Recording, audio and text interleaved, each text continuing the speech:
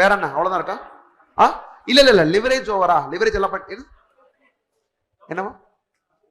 Double edge ஸ்வாட். ஐயோ என்னது? இருமுனை கத்தி. கரெக்டா? இருமுனை கத்தி, டபுள் எட்ஜ் ஸ்வாட். எதை டபுள் எட்ஜ் சொல்லுவோம் நம்ம?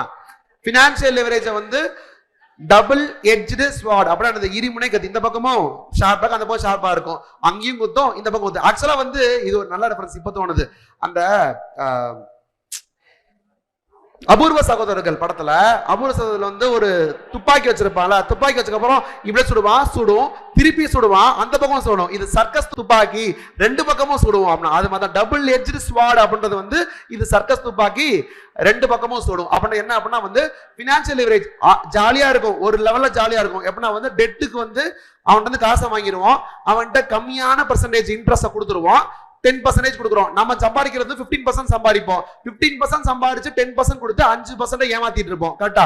இது நல்லா இருக்கும். இதுவே நான் இப்ப 15% சம்பாதிக்கிறேன்ல, நாளை பின்ன 15% சம்பாதிக்க முடியாம 8% ஆயிடுச்சுன்னு சொல்லிட்டா 8% சம்பாதிச்சு அவனுக்கு நம்ம 10% கொடுக்குற மாதிரி இருக்கும். நம்ம கை காசை போட்டு கொடுக்குற மாதிரி ஆகும். அதான் வந்து டபுள் எட்ஜ்டு ஸ்வாட்.